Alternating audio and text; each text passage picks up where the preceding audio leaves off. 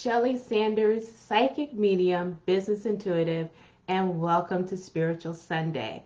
So do me a favor, like and subscribe so you'll know when I'm going live, and then also share so we can get this message out to as many people as possible. So let's jump in. So today our topic is how to reduce doubt. So the reason why I want to discuss this today, because if you are a psychic or a medium, doubt will absolutely affect the quality of your readings. It's something that's going to slow you down. Hey there, welcome guys. So glad that you can join. So whenever you're feeling doubt, that's that talk in your head that tells you that you can't do it. So what it's going to do is it's going to cause you to play it safe. You're not going to go for it. And you're going to notice that the quality of your readings, that they're not going to expand and grow. They're going to pretty much stay the same. So let me just give you an example of what I'm talking about, like how that mind talk can come up and play a game with you. And then once you start to believe in it, you may actually follow it. So when I first started off doing readings, I was doing one-on-one readings. So sometimes they were over the phone or they might have been in person. So very in my comfort zone. And then I got to the point where Spirit kind of gave me that nudge, and it's like, okay, so now it's time to do some platform mediumship. So platform mediumship is when you stand in front of a group of people and you bring through their loved ones from the other side. So I had taken this 2-day workshop, and then part of the workshop was that Saturday evening, we were going to get up in front of the general public and deliver readings. So as I was sitting there and I was waiting for my name to be called, my hands, my palms started to get sweaty. I started to get nervous. I'm like now kind of trembling a little bit in my chair because I have no idea the order and when we're going to be called. And then my name was called. And so in my mind came up with this talk of, you don't have to stand up. You don't have to get up. What if you just stay seated? You know, what are they going to do? And then I can hear Spirit override that talk of, take a deep breath, stand up, and walk to the front of the room. So within my walk to the front of the room, there was a couple of prayers that went on in my head. The first prayer was, please let Spirit come through so I can deliver a message. And then the second prayer was, once I stood up in front of the room, was, please let the floor open up so it can swallow me whole so these people will stop staring at me.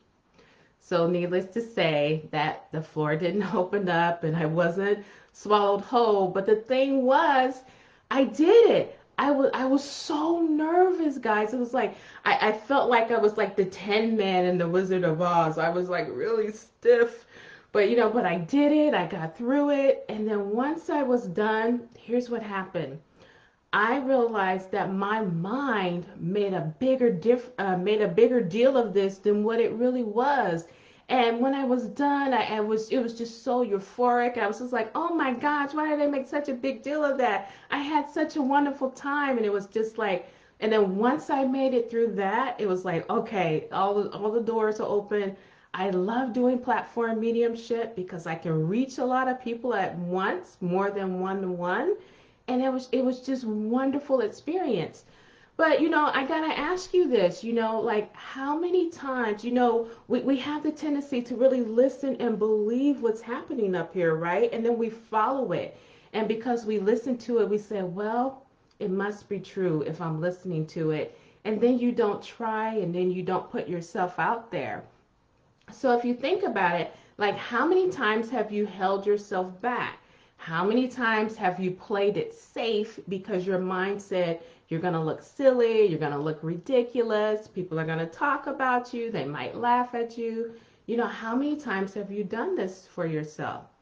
And so one of the things that I do share with my students, and because I teach beginning and intermediate psychic and mediumship classes, and one of the first things that we cover together is the mindset.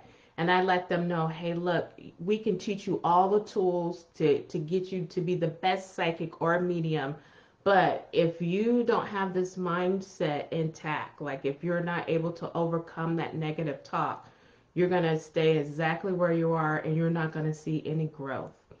So when I hear conversations like, I can't do this, I don't know how to do it, I only can do it this way, what happens is you begin to draw this line in the sand and it becomes really rigid. And so what we need to do is we need to give space to let spirit kind of wiggle in to kind of start working with you so that you can expand and grow. So here's some statements that I gave the students to help open them up, and I'm going to share it with you so that when you do your psychic or mediumship readings, that it can help you as well. So one of the things that you can start saying is, how can I? As soon as you phrase the word how, your mind begins to expand and it starts to do the search back and forth. So instead of it being so rigid, it's like, okay, how? And then there's less fight there. Another thing is, how can I do this? So if you're someone who naturally say that I can't, rephrase it. How can I do this? And then let spirit come in and show you how you can do it. Kind of like open it up, right? How can I do this differently? That's another way. Now, this is a big one because our comfort zone is staying in the same, and now we're challenging it. How can I do this differently? And then the last one that I want to share with you is, how can I get out of my own way? That's a big one, right? Because at some point, Spirit's going to call you to step forward, to get out of your comfort zone, and you're going to need to be able to say to yourself, how can I get out of my own way so that I can answer the call, so I can be of service, so I can step up and do the work that I know that I was born to do? Because we get those nudges from Spirit, right? And it's like you want to do it, but if you find yourself in comparison or really speaking negatively or down on yourself, you're going to like really shrink what you can do. And so it's important to expand that. And the way to do that is by opening it up and saying how. So I love the hearts. Thank you so much for the hearts. And I love the comment, beautiful. Thank you so much. This is something that I do with students, and I gotta say that once they started to apply this first, and then when they went into their breakout rooms to practice, we actually did see a difference, and like they were just so excited, and they were just sharing of like how they're now opening their eyes, because before it was a fight of, I can only do readings with my eyes closed, and now they're saying, you know what, I'm opening my eyes, I can see with my eyes open. Or they're saying that I'm now like slowing down and stopping and starting to unpack the story so that I can start to build it out and not just skip over really quickly because I want to get all these yeses and be done. Like, phew. So like they're starting to take their time and really starting to see the value in it. And because of it, they're like smiling, and then they're starting to see these results. And the reason why that they can do this is because they're switched around the I can't, I don't, I always, and they changed to how can I?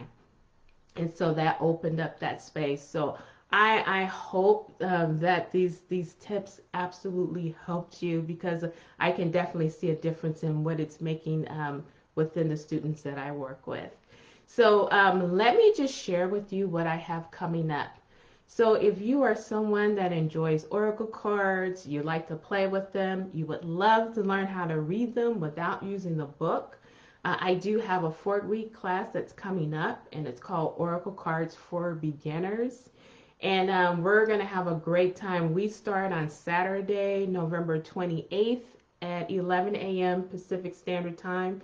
We do have some special pricing going on right now, so if you want to check it out, the URL is oracle4.eventbrite.com.